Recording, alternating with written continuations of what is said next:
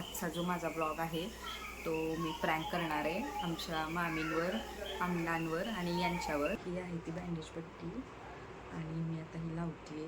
तर चला आपण लवकर पटकन त्यांची रिॲक्शन बघूया आणि मी त्यांना याच्यासाठी काय खोटं बोलते ते बघूया आणि त्यांच्या काय रिॲक्शन येते ते बघू शकता. मी इथे लावलेलं आहे हे बघा.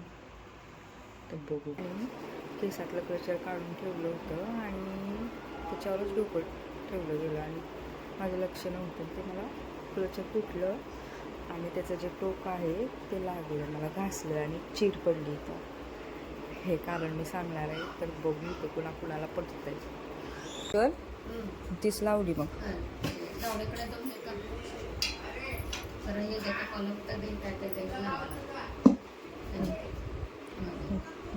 बघते की जरा कमी झालं तर ठीक आहे, नाहीतर मग जाते डॉक्टरकडं.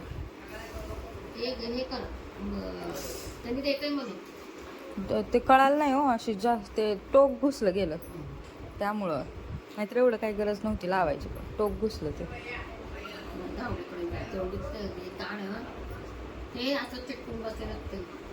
हे पट्टी चिगळाल म्हणता.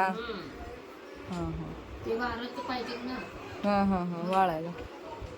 आणि मलम देते.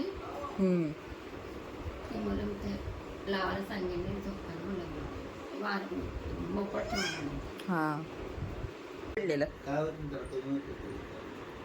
हां दुसरा काय लागलं ती गोष्टी हे करत हे पिनचे किती टोक असते एवढं असते काय रक्त यायला लागलेलं, होल पडलंय. लावली पट्टी मी, लई मोठी होती तिथं, तीच लावली. मग ते अण्णाला मिळत नाही का याच्यात रेल्वेत ते होती, मग तीच लावली. दुसरी काय मला सापडली नाही. मग सध्या तर बघते, नाही तर मग उद्याच्याला.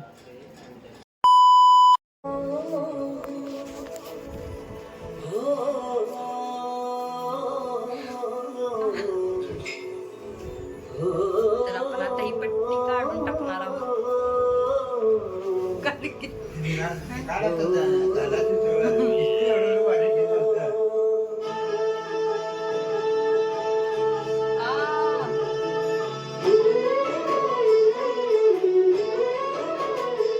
काय झालंय बघ की, बोल बघ की. एकदम बारीक एवढे काय झालं नव्हतं मला, मी उघड चिकटपट्टी.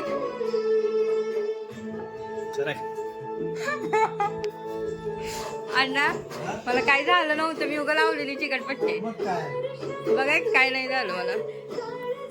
काय झालं नाही ते म्हणलं ना एवढं बारीक झालं. मी खोटं बोलले तुम्हाला, चेष्टा करत होते मी.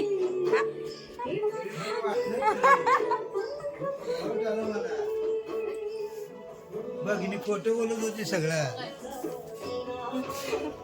काहीच नव्हतं ना. काही झालं नाही. काय झालं नाही, मी चेष्टा करत होते तुमच्या सगळ्यांची. नाही का गावात